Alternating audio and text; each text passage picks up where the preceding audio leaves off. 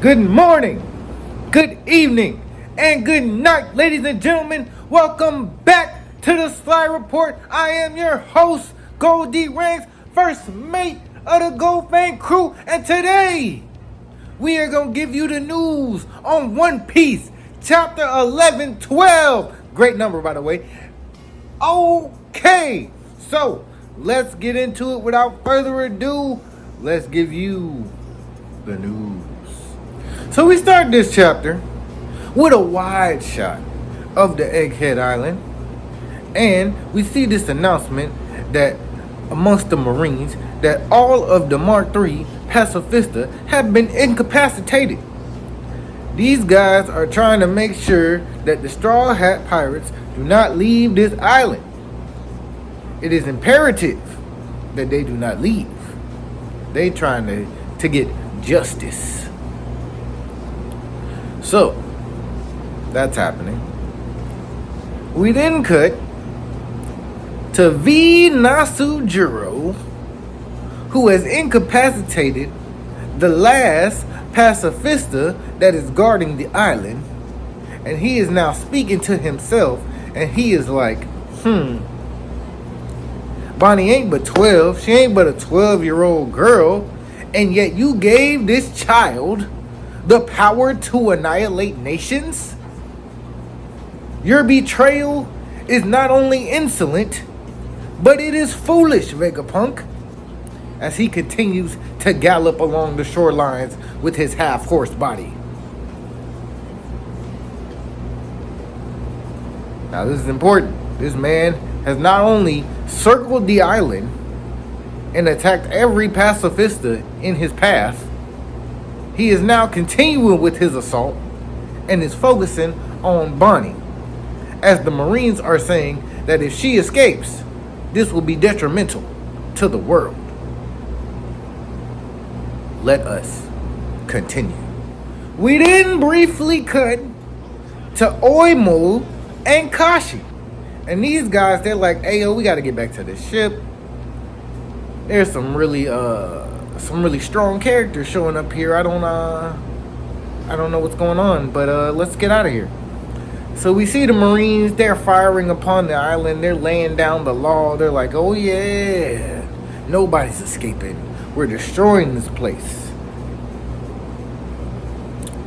So they're like, okay, we got to stop these ships from setting sail. We got to stop the giants. We got to get over to the northeastern shore where these ships is at, and we got to make sure that these people don't escape. But we must continue. So we cut over to that northeastern shore where we see my man, Cyborg Frankie, Cuddy Flam, about to deliver the strongest of strong rights to Vice Admiral Red King. And this nigga Red King, he's trying to go one for one with Frankie, because he got a cybernetic steampunk arm. He trying to match that strong right with a right of his own. But it don't work. Frankie hits that man with the strongest of strong rights, busts his hand up, and pops him in his several jaws. So, excuse me, I misspoke. His several layers of chin. So, we got this happening. And as this is happening, we got Bonnie jumping off of the giant talking about, hey, take care of my dad. We got Vice Admiral Pomsky and Vice Admiral Guillotine. They looking at Bonnie and they like, oh, nah, little girl. You ain't going nowhere. Pomsky's like, yeah, it's your unlucky day. And Guillotine's like, you must be outside your rabbit mind if you think we letting you escape with any singular one of these weapons of mass destruction. And this pisses Bonnie off, and she jumps at Pomsky, turns him into a child as she is saying, yo, check this out. This is not no weapons of mass destruction. This is my dad, and he is a hero You cleft chin geezer. As she kicks the child form of Pomsky in his face. Guillotine sees this and he's shocked. He's like, oh my God, the horror. Why are you kicking a child that was once a grown man that was trying to kill you? I can't watch this. Stop. Come on, bro. You're grown-ass men attacking a literal child. But now that she's turned you into a child, it's a problem. See, this is why I don't vibe with the Marines like that, bro. These niggas be justifying bullshit. But we cannot stay here. We must continue. There is more news, more hype events that are happening, and we will bring it to you after this break. So yeah, blood, and that's when I told her if she trying to find out what the D and gold D ring stand for, then you know, ha. Yes, sir. Oh, hi, I didn't see you there. Thanks for joining us today on the Sly Report. But I'm here today to talk to you about a pressing issue that troubles most young people today. Are you dehydrated? Do you not get enough fluids, liquids, and or drinks into your body on a daily basis? Well, do I have the thing for you? Arizona.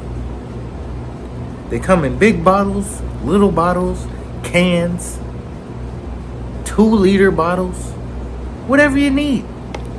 A nice, refreshing, thirst-quenching drink for when you don't have water.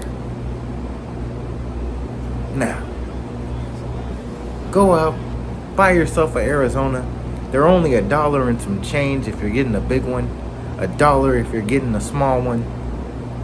But whatever you do, make sure you stay hydrated. I've been Gold D Rings, and this is a public service announcement.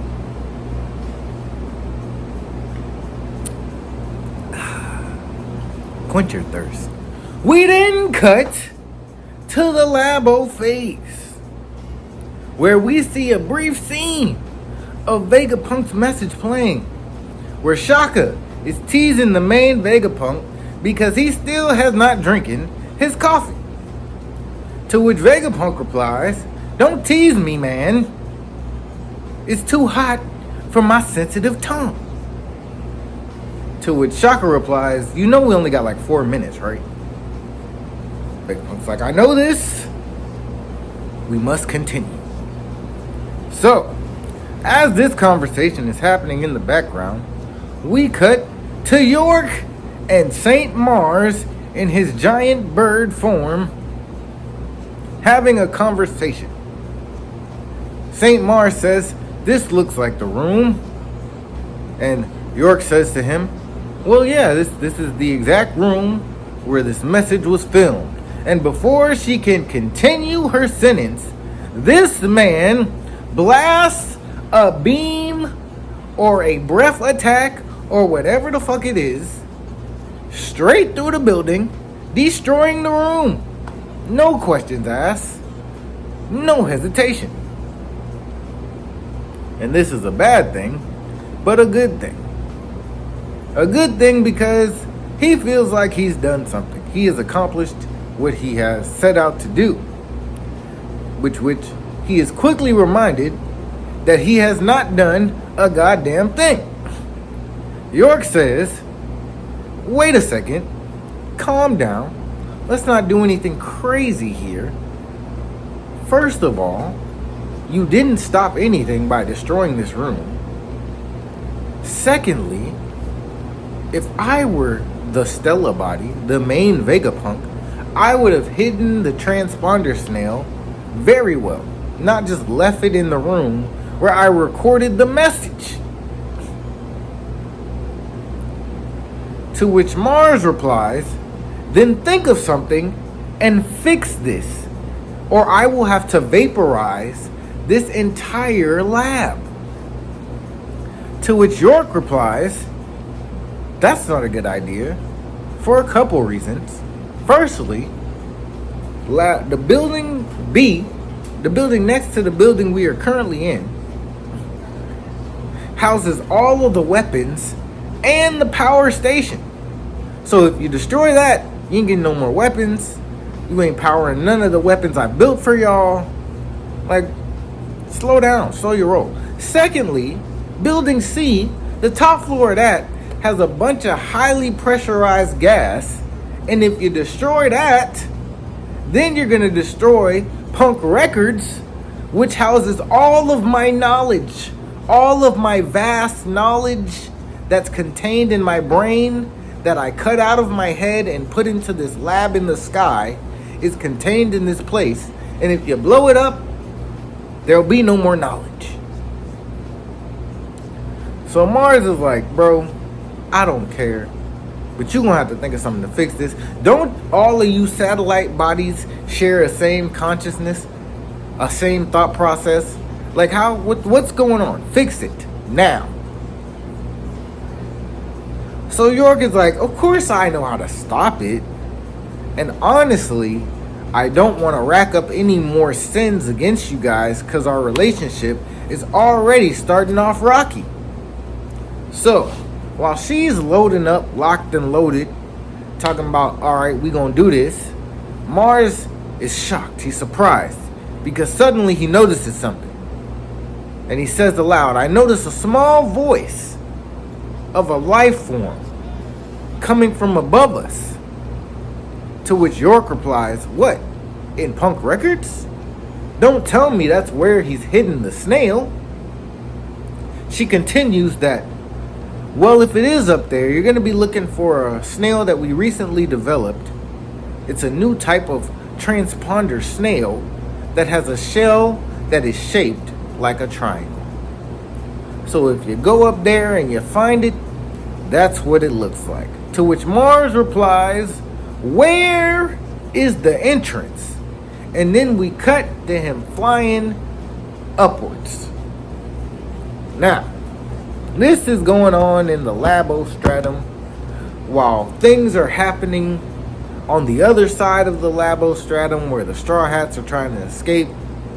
And other things are happening on the ground level where Luffy and the Giants are trying to fucking fight the Gorosei but still run away at the same time. It's a lot going on, and I will continue to give you this news right after this. So before we leave the labostratum, we are privy to a conversation that is happening between Stussy and Kaku. And let me tell you something. I am ecstatic to see these two niggas. We ain't seen Stussy since she got fingered in the stomach. And we ain't seen Kaku since he got trapped in the bubble by Sanji and abandoned by his nigga. So Stussy is there and she's like, whoo, thank God. That monster is gone. He doesn't seem interested in what the fuck we got going on right here. To which Kaku replies, well, the feeling is mutual because I don't want no parts of what the fuck he got going on either. Kaku continues by asking Stussy, like, hey, what was that? Like, I don't know what the fuck that was. Just a random monster. Like, do you know? To which Stussy replies, well, based off the conversation we just eavesdropped on, I would have to say that maybe, possibly, he's one of the 5 elders. To which Kaku replies, go figure. What a repulsive transformation. Now, I think this is funny for a couple reasons. One, nigga, you are still trapped in this fucking bubble talking shit, first of all. Secondly, you're a giraffe. Your power literally turns you into a giraffe. I don't think you have the room to be talking about anybody else's transformation. I'm just saying. You make the best out of that giraffe fruit. I ain't gonna hold you. I'll give that to you, Kaku. You be doing your thing with this giraffe power. But when literal demons are pulling up to the party, I don't want to hear you say what a transformation looks like and why it is repulsive. You're a giraffe. Stay in your lane. But the conversation continues as Kaku now continues to talk shit to Stussy. He's like, so, why are you still here? Just a question. You know, I'm trapped in this bubble. I can't really go anywhere, but why are you here? Did your new pals just leave you high and dry? Did they just abandon you? And you know, I would be heartbroken for you if not for the fact that you just double-crossed us. To which Stussy replies, and she takes this in stride. There's a man in the bubble talking shit to her. But she's just like, I decided to stay on my own because somebody needed to carry out this final mission. To which Kaku is confused. He's like, what? What are you talking about? But that is all we get of this conversation, because now we cut to the back entrance of the Labo phase, where Nami is in shock. She's like, what? We're leaving Stussy? To which Edison replies, there's no choice. Somebody has to stay behind and deactivate the barrier when we try and jettison the ship off of this cloud island and make it to the sea to escape. She chose to do this. All we can do is respect her decision and make sure we escape so her choices are not in vain. To which the Straw Hats reply, okay, we not gonna waste this opportunity. But then Robin chimes in and she's like, hey, just a quick question. Also, Robin's not awake. I don't know when she woke up, but she woke up. But she asked Edison, well, how are we supposed to get off the island specifically? Because the Vega Force 1 has been destroyed, and I don't think that with just the power of the Sunny, we're going to be able to get all the way to the ocean.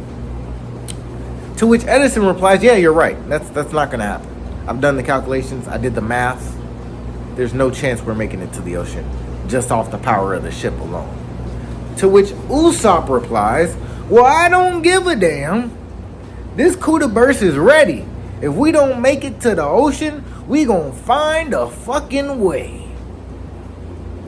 To which Edison replies, I like that. I like this kind of thinking. You know, I'm a big fan of the theory that guts, if you have the guts, you can overcome anything, even though I'm a scientist. And with that, he says, I'm out of here. And flies off through the barrier down towards the main island. To which Tsunami is like, where the fuck are you going? And he's like, I gotta make sure you guys make it to the ocean. Don't worry. Trust me. As he flies away. Now, I don't know what the fuck this little robot man is gonna do, but I have full faith in this football-headed robot. Full faith that Edison is gonna find a way. But we can't stop here. There's more to be reported on. So stay tuned. I'll be right back. We then cut to the outskirts of Egghead Island, where Marines are reporting on a vortex that is emanating from the island itself. Now I'm going to ask you guys to hold on to your seats, buckle your seat belts, do whatever you have to do to prepare yourself for what's about to happen next. Because now we cut over to Luffy, Dory, and Broggy. And we see Saint Jupiter in his sandworm form sucking. Just sucking. The power of this suction is amazing. He's drawing everything back towards his giant gaping mouth, and he's just sucking shit up. As I was saying, the man is sucking. Luffy, in his infinite wisdom, his genius brain, he says, alright, cool. He speeds to a nearby building, breaks the building off, and says, well, if you're so hungry, why don't you chew on this? And proceeds to throw this building into this man's mouth. So this man, Jupiter, ruler of the world, one of the 5 highest authorities known to the One Piece world, is now deep-throating a building that Luffy has thrown into his mouth. This is peak fiction, my friends. Peak fiction. So as Jupiter is choking to death on this building, Luffy begins to power down. He comes out of Gear 5 into his old man form, and Dory and Broggy were like, hey man, what's going on with you? You look funny. Luffy's like, oh man, I'm out of power, I'm out of food. And the giants are like, food? Well, if you need food, you can have our emergency food. And they pull out fermented shark meat. To which Luffy replies, cool. He begins to eat this meat. He's like, it smells bad, but it tastes delicious. And he is immediately back into his base form. This is when Dory spots Top Man coming at him, charging at him in his boar form. And Luffy, he's like, alright, well, I'm back in action, let's go. He jumps up, he charges up a Gear 3rd giant fist, and he proceeds to deliver a red rock to the dome of Top Man. But this only has the outcome of hurting Luffy's own hand, as he exclaims, God damn it, how hard is this man's skin? You gotta do better than that, Luffy. You gotta come with something bigger than the red rock. You gotta come with a bigger fist. But before we leave this scene, we see Top Man glaring angrily at Luffy and the giants. But that is all for this section. We must continue, so stay tuned. We then cut back to the Labo phase as we see somebody exclaiming in terror. Most likely it's Usopp. But we also see Usopp got his weapon drawn at the ready. He don't know what's going on. He even says, what in the world is going on? Who goes there? As we see the legs of Saint Saturn creeping over the side of the Labo phase. We see Chopper see this and he's like, huh, looks like a crab. Poor confused Chopper. It is not a crab. It is the reckoning of death coming to stop you. But I like his optimism. Good optimism on you, Chopper. I wish it was a crab, but it is not. But that is all we get of this scene. We then cut to the northeast coast of Egghead Island, where one of the giants has been incapacitated. And we see Frankie, Bonnie, and Atlas face to face with the half-human, half-horse form of V Nasujuro. And boy, that man is looking menacing. But Barney, not aware of who it is like, huh? Who the fuck are you? Who is this man? Oh boy, are you about to find out. Things are not looking good for our heroes, friend. But we continue. We then cut further up to Punk Records. We see briefly where Shaka is telling Vegapunk that there is only 1 minute left until the message is to be delivered unto the people of the world. But then we see it. We see Saint Mars back in his human form, strolling up on the Din Din Mushi. Strolling up on the transponder cell, talking about this must be it.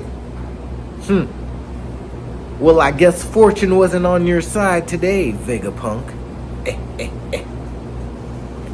But before he can make another move, before he can do anything, he is distracted by the gurgle of an off-screen water source, fluid, something. Of what I can only assume is the tank containing Vegapunk's brain. But we do not know. We do not see. It is not given to us what is distracting Saint Mars. But that is where the chapter ends. And I would like to thank you for joining us on today's Sly Report. We will be back next week, same bat time, same bat channel, to deliver the news once again. I have been your host, Goldie Rangs. This is the Sly Report. Don't forget to like, comment, share, and subscribe. And we will see you next time.